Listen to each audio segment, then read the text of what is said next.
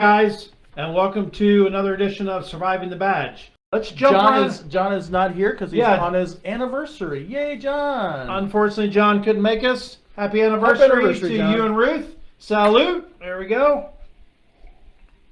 So I want to thank my sponsors. I'm going to go out of the, and then we'll get into the other beer moment here in just a minute. I want to thank Kenny's Grocery in Orange City, right off Volusia Avenue.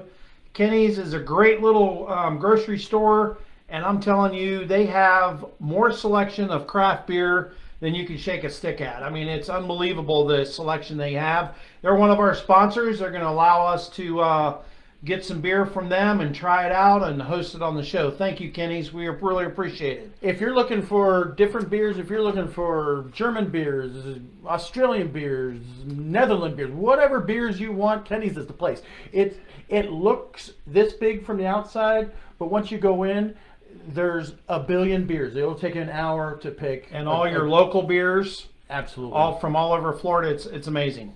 Thank you, Kenny's. Our next sponsor is close to my heart because it's who I work for.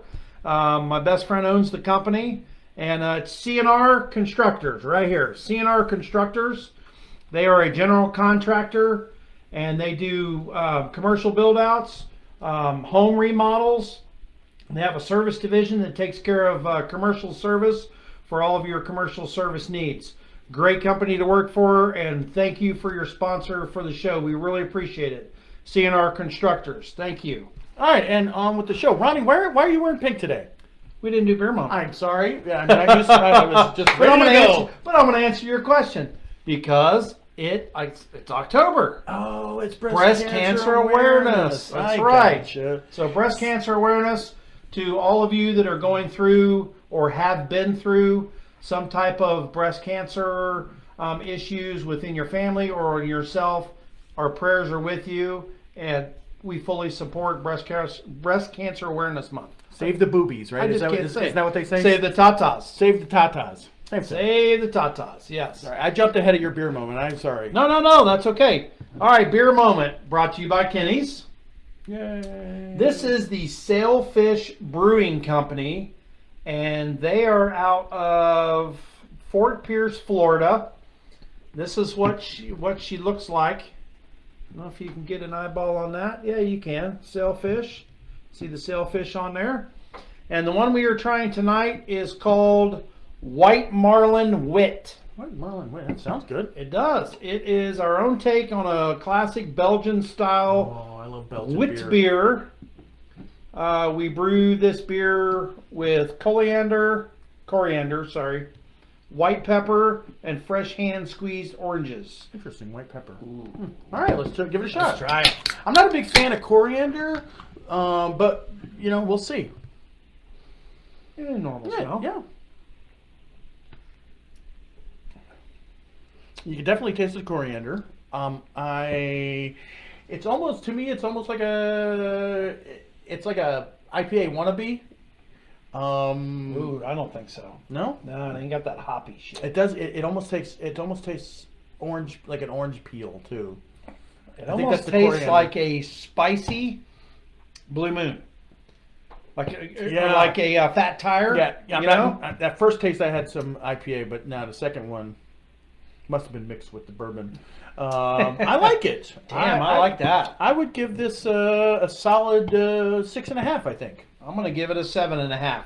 All right. So there we have it. That is Sailfish White Marlin Wit from Kenny's out of Fort Pierce, Florida. Okay, so let's move right along. And you have some news for us, unfortunate news. So go ahead. Every episode we talk about fallen officers since the past episode, and we've lost 20 officers in the United States since September 24th when we did our last episode.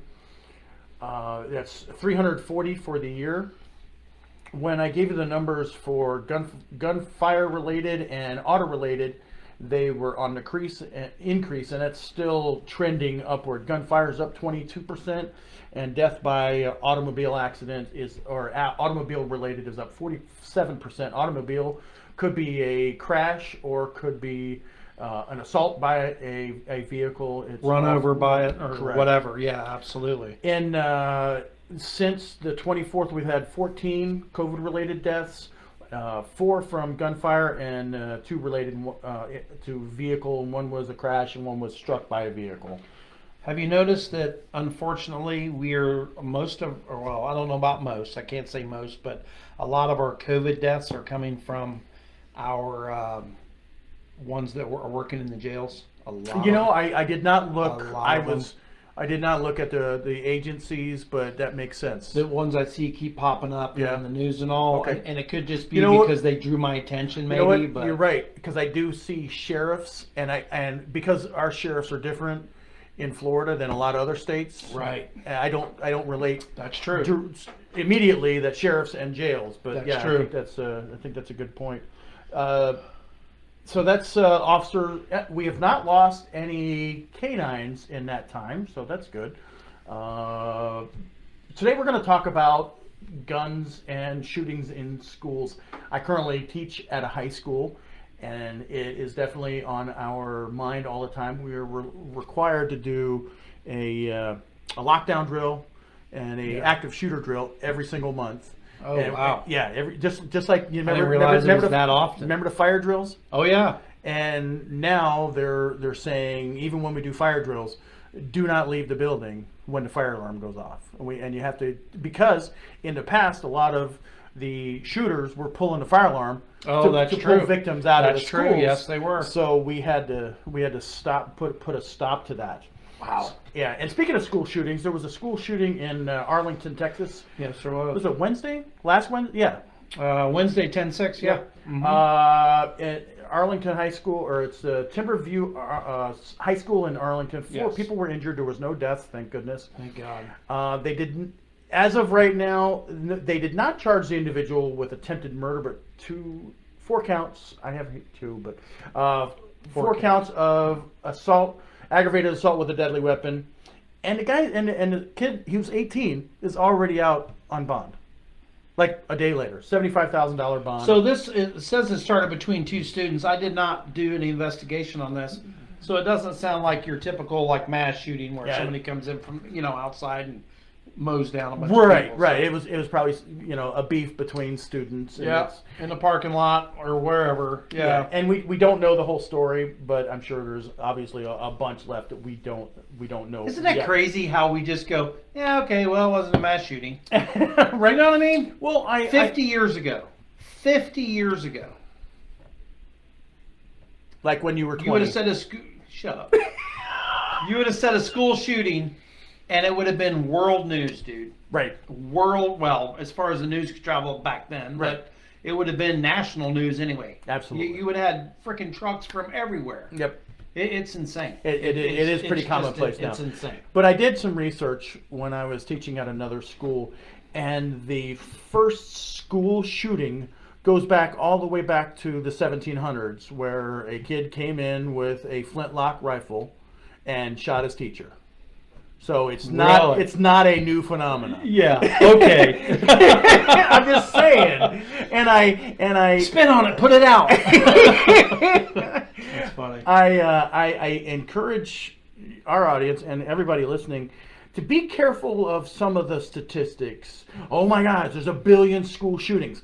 If the school is closed and somebody drives onto school campus and shoots themselves, that is statistically and considered a school shooting. Yeah. So we have to be careful, about all the statistics. Can be whatever you want them to be. So just be careful what There's you a see. whole other topic on statistics and shootings. Right? Yeah. Like officers Yeah. shooting Mhm. black men and Yeah. we'll go into that in another show, but you can see how the statistics get so warped Yep. in different categories. Absolutely. It's crazy. Absolutely. Crazy. Are we going into that? Yep. You're up. Okay. And then I'll come back after yours. And talk Okay, that's about- what I was going to say because you had the other. Okay. Yep. So what I wanted to talk about, guys, is surviving the badge. Okay. I know that's our That sounds title. real familiar. It does. And we still got your 6. Oh, y'all noticed the new banner? Yeah, it's been replaced. The flag is over there If we didn't get rid of it, it's over there. It says retired on it. But we finally got our new banner on the wall here. I love it. Where did you looks get really that good. banner? I got that at TeePublic. What? Which is our site for our merchandise. Yes, if you're interested in some...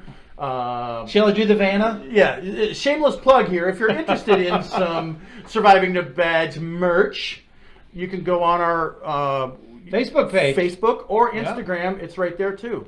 And get some Surviving the Badge merch. Yep, it's So, crazy. I'm sorry. No, that's great. Okay, so I just wanted to kind of go over a little bit about actually surviving the badge, both while you're working and, you know, when you, after your words and you're retired and this and that, but mostly while you're working.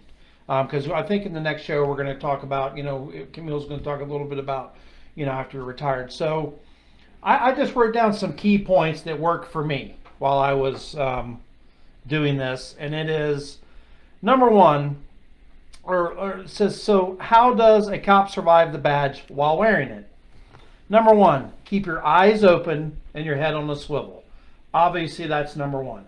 Can't go out here if you're overtired, you're about to fall asleep, you know, you're taking cold medicine and everything else, and expect to go out here and perform at 100%. Guys, if you're not 100% when you put the badge on and the uniform on and leave for work, you need to call somebody and say, look, I am not 100%. I'm sick. I'm tired. I got no sleep. Yeah, your boss is going to be pissed, especially if you're shorthanded. But you know what? When you come home or you stay home and you were able to be home with your family, that's all that matters. And I think that, you know, the boss will get over it. So, And one of the bad things in Florida is we don't have partners in Florida police cars. have them in the cars. Unless you're in training, there's no partners. There isn't. And you know you're feeling bad, or you're on a Sunday at 3:00 in the morning, and it's dead. But you never know when the fecal matter might hit the oscillator. Absolutely. And the hardest thing is to fight that sleep. I've known plenty of officers who would just find a spot and sleep, and that's all bad.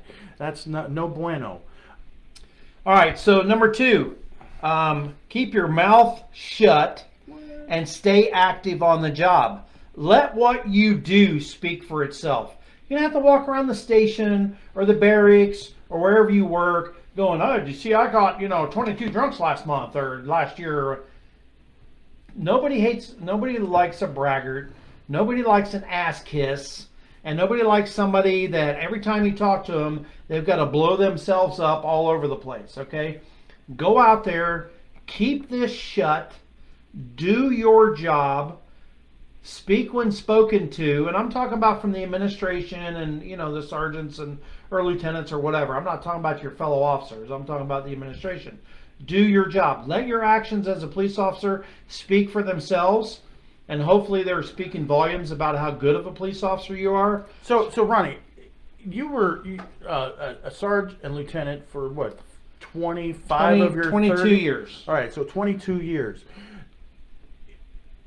You're not dumb. You can see who's just going in and doing the job and absolutely, kicking ass and taking names, as opposed to somebody who, like you said, hey, And let me tell you something. I had several people that were hey, how's it going? Hey, how's it going? And then you look at their stats, and they suck. Right.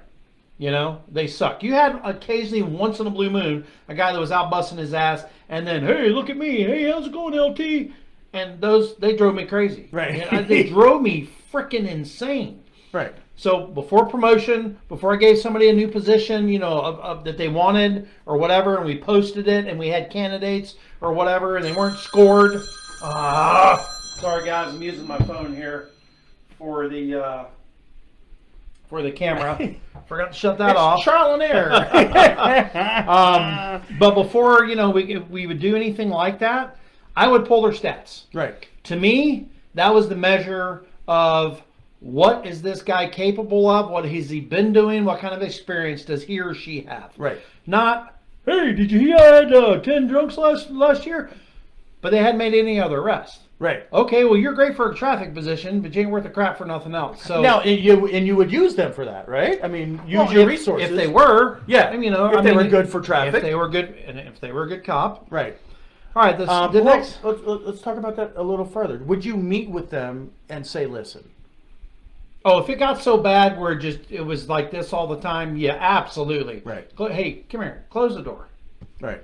Shut up. That's what I used to tell them. It was just my way of management. And anybody that's watching that worked under me will tell you. I just look at them and say, shut up. Right. I'm tired of hearing how well you've done. And I know what you're doing. Right. I see what you're doing. The administration sees what you're doing. Shut up. You're ruining all this good work you're doing by doing this. Yeah. So keep your damn mouth shut and go do your job. Oh shit, I lost it. I'm old. The next point would be attend as many training classes as your agency will allow. So every time, you see, if you want to be an investigator, every time you see a property crimes class, an investigator's class, something like that, sometimes they won't let you go because it's not your forte right then. You're in patrol. Why do you want to go to investigator's class? You've only been here a year. Guys, you got to realize you got to be there a few years before they're going to let you take these, big time advanced classes. So don't run right in there and say you want to go to homicide school. All right, it's not going to happen your first year or two. So, but when you do have a couple years in, you start putting in for those things, and the brass knows. Okay, I see what he's doing. I see his interest. Like, I never put in for a traffic homicide school. Right. Ever. Right. But I would put in for crime scene investigation. Absolutely. Interviews and interrogation. Advanced interviews and interrogation. So you're just like, okay, we see where Long wants to go. And that gives the admin and the brass a gauge as to who wants to do what. And then you've got the officers who don't go to any schools at all. Right. Absolutely. Nothing. Yeah. Except for the ones they have to go to. Right. So try to put it in for me as class. Here's another big one. Find a good partner or partners and stick with them. If they're a good cop and they're doing a good job and you two work well together, man, team up and stick with them. Have their back. They'll have yours, and work your career together. I did that with 2 or 3. Unfortunately, I promoted, and then the guys that were my partners, they were now under me, but I still work great with them. Most of the guys that I supervised are still very close friends of mine. We hang out. And if we can't hang out, we talk. We're on Facebook together, whatever. And so find you a good partner, or partners, stick with them, and go out here. It makes the job a hell of a lot more enjoyable. I lucked out and got 2 from my first agency. Todd, Pat, I would trust both of them with my life. And you I did. Always did a great job. Right. Always. Yeah. It was a great partnership. It was awesome. All right, here's another big one. Don't come home and tell the gruesome war stories to your family. Please don't do this. Don't do this. And here's why. They already worry about you being out here on the job and doing what you're doing and dealing with these, scumbags and everything else. They already worry sick about you every time you walk out that door, especially nowadays. They don't need you to come home and tell them, oh yeah, I got shot at 3 times tonight, and I had to shoot 2 guys and wrestled and beat and punched and got my ass beat. They don't need to hear that. That's for the bar like this with your partners and your buddies and whatever else, or if you want to impress a girl or whatever. That's not for your family to hear, okay? You want to come home and tell them the funny shit or the crazy, stupid shit that happened? That's the good stuff. That's the good stuff, and that makes them think like, okay, it's not that bad. Don't come home and tell those gruesome war stories. I'm telling you, that's a big mistake. My wife, I'm pointing there because she's in the other room, she would hear something from one of the other wives, and she'd be like, well, why didn't you tell me that? Because you didn't have a need to know. What does that mean? You didn't need to know that. And why they told their wife that, I still don't have a damn clue. I mean, I had guys that would tell their wives frickin' everything that happened on the job. And I'm like, you're an idiot. So just don't do that, guys. There are some things that you, and I can't speak for everybody. I can't speak for you, but I know I've seen some things that I've pushed down, and it's like a lockbox. Oh, yeah. And when you start talking about them, you open that lockbox and you're like, oh shit, you know what? I need to close that back up. I have students who say, hey, what's the worst thing you've ever seen, Mr. Long? And I'm not going to tell them because I've seen some things that I do not. And so I tell them the funny stuff, like when I thought an old lady was dead and I went in to take her pulse and she woke up and screamed and then I screamed. Yeah. So, there's just certain things that you have to kind of keep to yourself, unfortunately. And when we sit around and I shoot the shit with Ronnie, I relieve some of that, like teen suicides. Those are horrible. And I don't come home and say, hey, had a 15-year-old hang himself today. Or jump off a bridge. Yeah. We don't talk about that. It's going to be all over the freaking news anyway. If they jumped off a bridge, they didn't hear from me. Yeah. All right. A couple more and then we're going to move on because we're kind of running out of time because tonight we're doing shorter shows and then we'll take a break and then we're going to do a second show. It's just a little easier for us to do that in the promotion part of it. All right, here's another big one. Start a savings plan as soon as possible. I know a lot of cops that go through it. Oh, I got a great retirement. I'll just rely on that. No, sir. Some will happen or whatever, and you'll get down there and you won't be able to do the drop for whatever reason. You'll get screwed out of your $300,000 or $400,000 that you think you were going to make in the drop program, or something will happen. Start a 457. John went and got with every single rookie that came to work for us and told every single one of them, guys, start a 457, a deferred comp. Put as much money as you can afford to put in that. I don't care if it's $10, $20, $100. Put something in there every single paycheck. And in 20 years, you'll have that plus the drop if you get ready to do the drop. And you won't have to work again when you finally get out of this job in 20 or 25 or 30 years. You'll be set and you'll be able to just do your hobbies and just work part-time to keep yourself busy like I'm doing. Please start a savings plan of some kind right after you start this job or as soon as you're able. The second most important conversation I had with my kids besides the birds and the bees was compound interest. Absolutely. How does an IRA and all that work? And they're like, what? One of the last things, stay true to yourself. Learn a hobby. Learn it now. Figure out a hobby, what you like, woodworking, fishing, doing podcasts, whatever it is. Find it out now or many years before you retire, because when you retire, it's a little late to go and try and find a hobby. So try to find something to do. It keeps your mind busy and you can shut that job off and you can do your hobby, and it'll make you a stronger person up here when you're out there, because you're not letting this job eat you 24/7. All right, last one. Most important. Stay away from politics. Stay the hell away from them. Don't get involved in politics. When you're a patrolman, a sergeant, a lieutenant, a captain, sure, when you get to be chief, sheriff, under sheriff, deputy chief, those are political positions. You're going to have to be in politics, okay? And that's why you see them go from dark hair, the color of this bar, to frickin' white hair in 3 to 4 years, is because of the stress. When you're a patrolman, a sergeant, whatever, stay the hell out of politics. Don't get involved in it. They will destroy you. They'll destroy your job, and your career will just go. So stay out of them. You gotta not let that internal conflict bother you. Just like you gotta let the crap from the road bother you. They're both gonna be attacking your psyche, internally and externally. So you gotta avoid that. All right, those are really good. God, those are really good. So some really good things. Let's go over guns in schools. That's what we have down here. So we only got about 10 minutes. Okay, I can do this in 30 seconds. So we talk a lot of crap here. Right. In 30 seconds. Well, we can skip some of this. So after the Stoneman Douglas shooting, there was a lot of talk about arming teachers, and like I said, I teach at a high school, and I'm thinking, oh my God, I'm a retired cop. But I don't want to carry a gun. That's my first career, and I loved it. It was the greatest thing. Now I'm enjoying the hell out of teaching. I don't want to carry a gun. I don't want to. And the thing is, if I were a teacher when I was younger, I would be running after fights.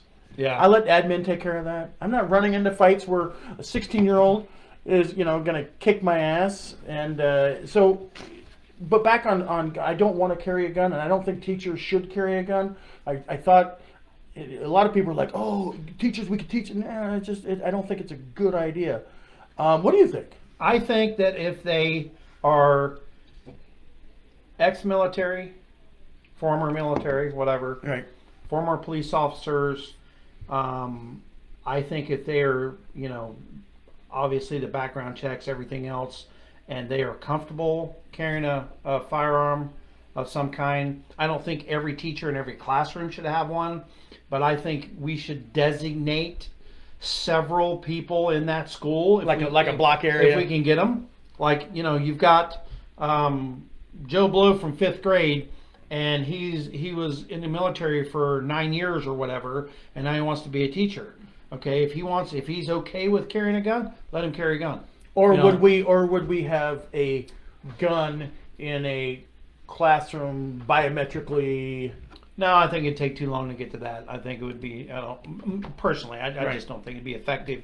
But, I think that this Guardian program that they're doing, Right. So yeah, the Florida has decided on, we have either the option of SROs, school resource officers, private security, or guardians. My school has guardians. I think all of Volusia County, Orange County, Seminole County have guardians, and they have no arrest authority, but they have to go through background. They have to go psychological, drug. Right. 144 hours of training. 132 of that is firearms training, and then 12 hours of diversity training. Always have to have diversity training. of course. And then, I know in the school I teach, they wear black and yellow, so they stand out.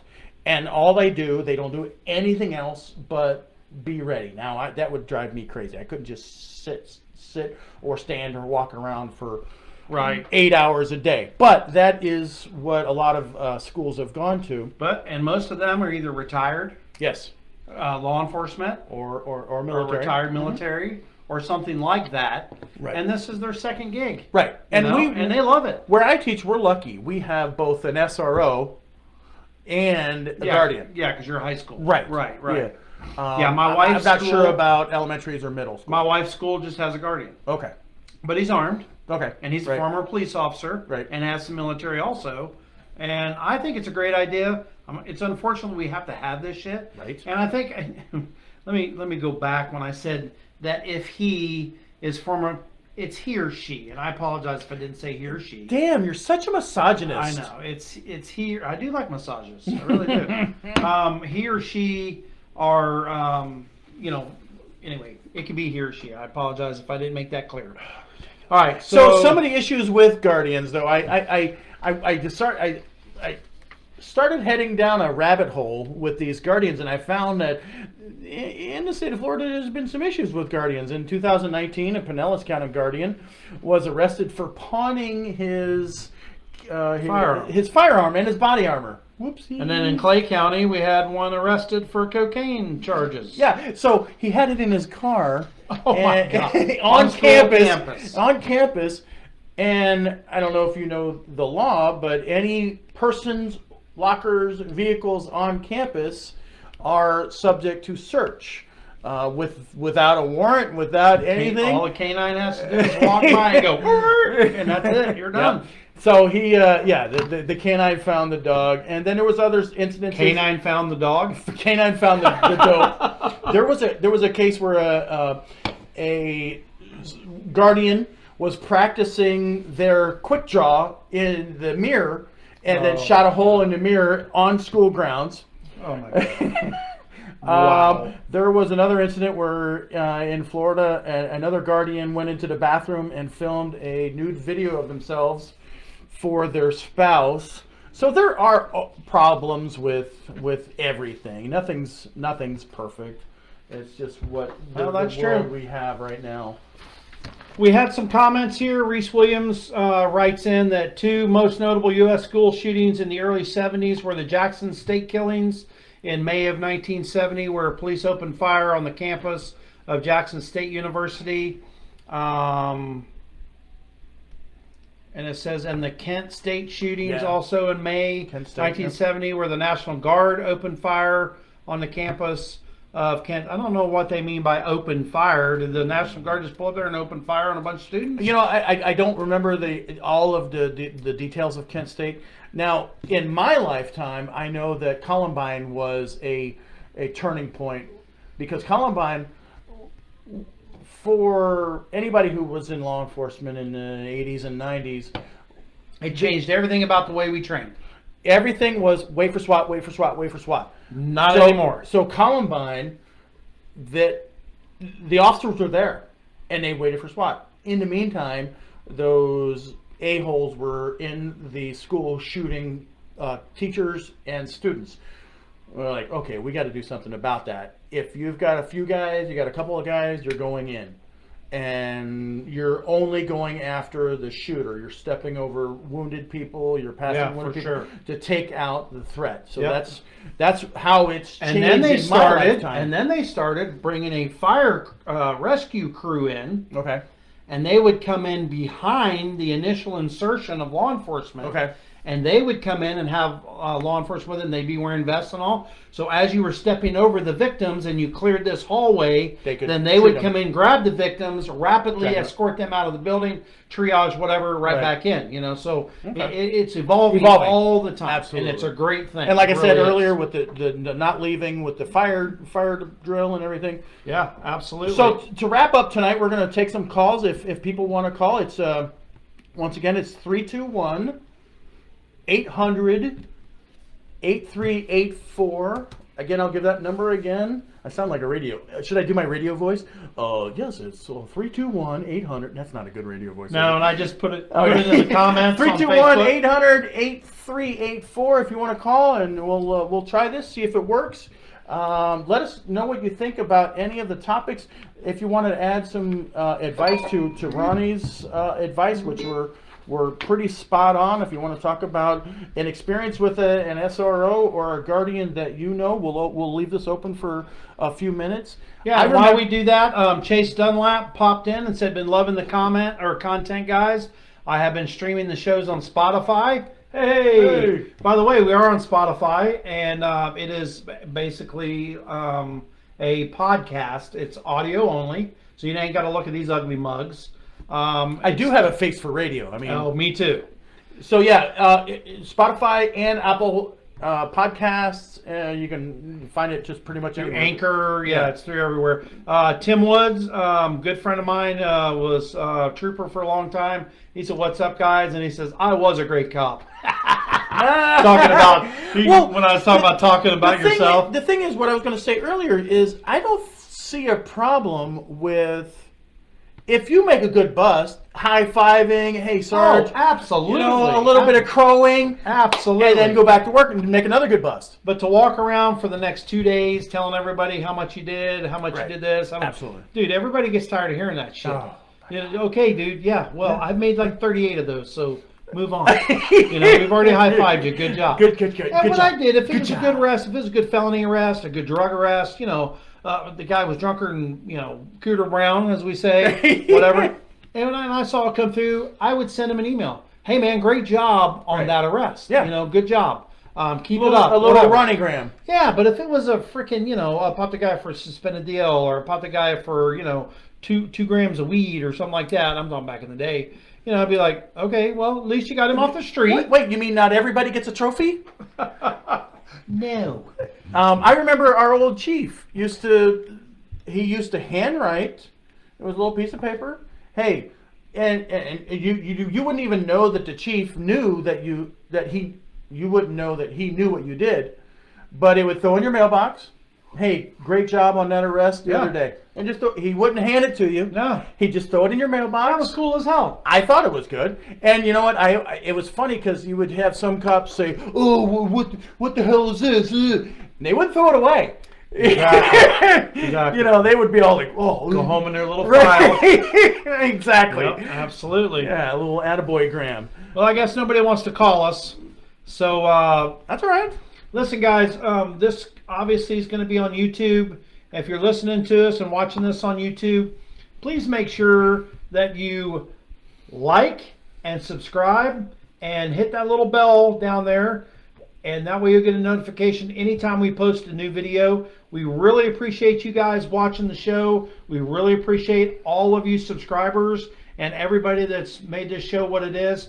Thank you very much. You mean the world to us. We really appreciate it very much. Absolutely. We appreciate you guys coming back and listen to us blather on.